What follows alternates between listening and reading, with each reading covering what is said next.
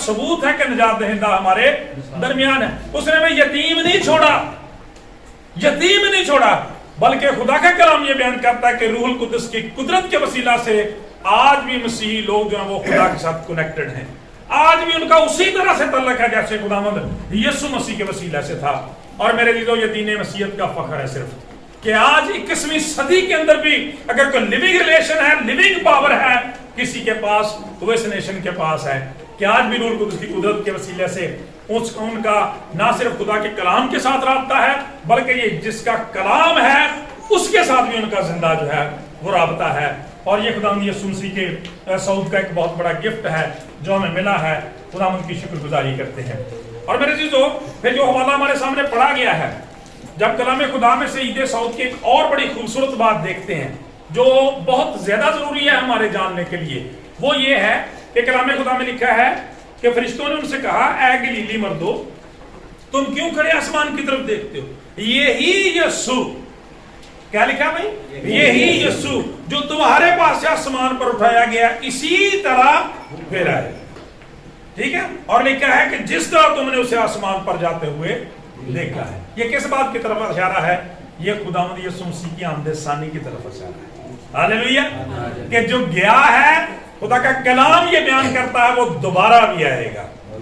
आमीन। खुदा का पाक कलाम ये बयान करता है जिस तरह से तुमने उसे जाते हुए देखा है उसी तरह आएगा, और यही यीशु है। खुदा का कलाम ये बयान करता है।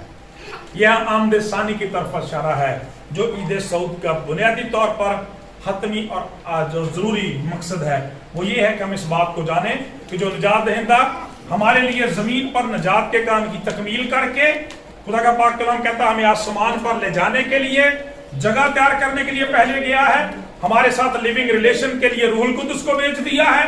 खुदा का पाक कलाम कहता है निजात के उस पूरे इंतजाम को मुकम्मल करने के लिए दोबारा से आएगा, और पाक कलाम ये बयान करता है कि जो उसके मुंतज़र हैं उनको साथ ले जाएगा। खुदा का पाक कलाम बयान करता है, और इस तरह से हम हमेशा खुदा की बादशाही में खुदा के साथ, खुदा के बेटे के साथ, खुदा के रूह की हुजूरी में रहेंगे। ये मेरे अजीजों जानने वाली जो बड़ी अहम बात है, और बाइबल मुकद्दस में इस तलक से हमें बड़ा सिखाया गया है। आमद-ए-सानी के तलक से हम किसी दिन अलहदा भी मौजू पे सीखेंगे।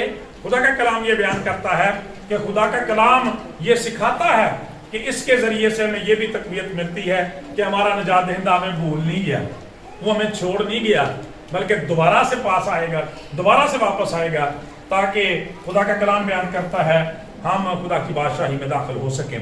मेरे चीजों, जब हम ईद सऊद के तलक से मजीद आगे बढ़ते हैं तो हमें पता चलता है कि खुदावंद यीशु मसीह का मुर्दों में से जी उठना जो है वो हमारे भी मुर्दों में से जी उठने की यकीन दहानी है, इसकी तरफ इशारा करता है। और जिस तरह से खुदावंद यीशु मसीह आसमान पर उठाए गए हैं, हमारे भी आसमान पर उठाए जाने की तरफ इशारा है। खुदा का कलाम ये बयान करता है, जब हम कलाम खुदा में से इसी तलक से पढ़ते हैं तो हमें पता चलता है कि पौलुस रसूल, खुदा के खादम, रसूल आजम, कलाम खुदा में से इसी तलक से हमें सिखाते हुए कहते हैं, पाक कलाम के अंदर लिखा हुआ है, वो फरमाते हैं कि ऐ अजीजो, मैं तुम्हारा इस बात से नावाकिफ रहना नहीं चाहता कि जो लोग यहाँ से जाते हैं, मैं तुम्हारा इस बात से नावाकिफ रहना नहीं चाहता ताकि औरों की तरह से नाउमीद होकर गम ना करो, गम ना करो, बल्कि खुदा का कलाम ये बयान करता, आपने फरमाया कि मैं तुम्हें ये बावर कराना चाहता हूँ, बताना चाहता हूँ कि जिस तरह से खुदावंद यीशु मसीह बजाते खुद मुर्दों में से जिंदा हुए हैं, जी उठे हैं, उसी तरह से खुदा का कलाम बयान करता है कि जब वो वापस आएंगे, मुर्दे खुदा के बेटे की आवाज सुनेंगे, और जो सुनेंगे वो जिएंगे। बल्कि पौलुस रसूल तो यहाँ तक कहते हैं, तसल्लीकियों उसी खत के अंदर, चैप्टर के अंदर लिखा हुआ है, कलाम फरमाता है कि जो पहले मसीह में हुए हैं वो पहले जी उठेंगे, और हम जो जिंदा बाकी होंगे, खुदा का कलाम कहता बदल जाएंगे, और इस तरह से बादलों पर उड़कर खुदावंद का इस्तकबाल करेंगे, हमेशा खुदावंद की बादशाही में रहेंगे। तो इन बातों के साथ एक दूसरे को तसल्ली दिया करो, जोरदार ताली लगाएं इस बात के लिए। क्यों मैं समझ लग रही, पता चल रही है? यूं ये ईद सऊद का बुनियादी अकीदा जो है वो देखिए कितनी जबरदस्त बातें हमारे लिए रखता है अपने अकायद के अंदर। अमूमन हमारी टीचिंग जो है ना वो सऊद से पीछे पीछे तक ही रहती है, ہم تمثیلوں تک، بادشاہی کی تمثیلوں تک، نجات تک، دعا تک ہی رہتے ہیں، فضل تک ہی رہتے ہیں، لیکن عید سعود کے بارے میں یا سعود کی برکات کے بارے میں ہم نے کبھی غور نہیں کیا۔ لہذا خدا کا کلام کہتا ہے ان باتوں کو سیکھنے کی ضرورت ہے۔ خدا کا پاک کلام یہ بیان کرتا ہے مسیح یسوع کا مردوں میں سے جی اٹھنا اور آسمان پر چلے جانا کوئی چھوٹی سی بات نہیں ہے، بلکہ پطرس رسول اس کو اپنے خط میں کہتے ہیں، خدا کے کلام میں لکھا ہوا ہے پاک کلام کے اندر کہ ہمارے خداوند یسوع مسیح کے خدا اور باپ کی حمد ہو جس نے یسوع مسیح کے مردوں میں سے جی اٹھنے کے باعث اپنی بڑی رحمت سے ہمیں زندہ امید کے لیے نئے سرے سے پیدا کیا ہے۔ ہاللیلویا۔ سو خدا کے کلام میرے یہ سکھاتا ہے کہ ہمارے پاس ایک زندہ امید ہے، کیونکہ خداوند یسوع مسیح نے یہ کہا قیامت اور زندگی تو جو کوئی مجھ پر ایمان لاتا ہے گو وہ مر جائے تو بھی، یعنی وہ ابدیت میں داخل ہو جاتا ہے نا، ہمیشہ کی زندگی میں داخل ہو جاتا ہے، اور جو کہ زندہ ہے اور مجھ پر ایمان رکھتا ہے وہ بد تک کبھی موت کو نہ دیکھے گا۔ یعنی خداوند کی آمد تک جو لوگ زندہ باقی ہوں گے وہ ویسے کے ویسے ہمیشہ کی زندگی میں داخل ہو جائیں گے۔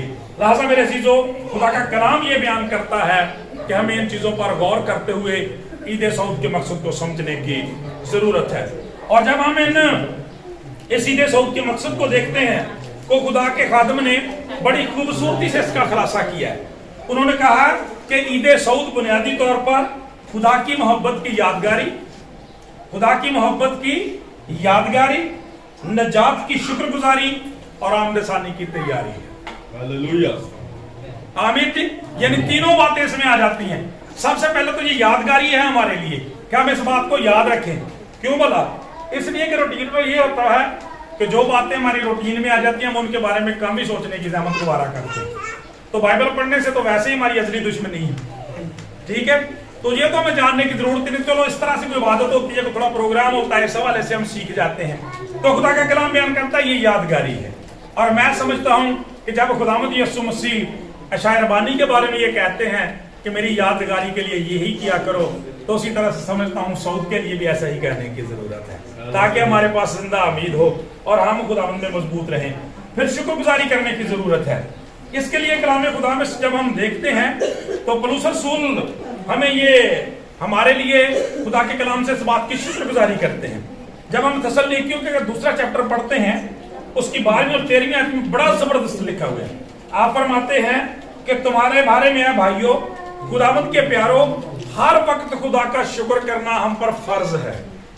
یعنی رسول اعظم کہہ رہے ہیں ہمارے بارے میں، تمہارے بارے میں شکر کرنا فرض ہے، کیونکہ خدا نے ابتدا ہی سے تمہیں اس لیے چن لیا تھا کہ روح کے وسیلہ سے پاکیزہ بن کر اور حق پر ایمان لا کر نجات پاؤ۔ کہنا کیا چاہتا ہوں کہ خدا کا کلام یہ سکھاتا ہے کہ غور سے سنیں اس بات کو کہ رسول اس بات کے لیے شکر گزاری کرتا ہے، کہتا ہے مجھ پر فرض ہے کہ تم نجات پا گئے۔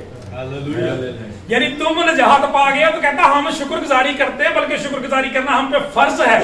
اور میں کہتا ہوں کہ اگر ہمارے لیے اس کے لیے شکر گزاری کرنا فرض ہے، ہمارے لیے کس قدر ضروری ہے کہ ہم شکر گزاری کریں۔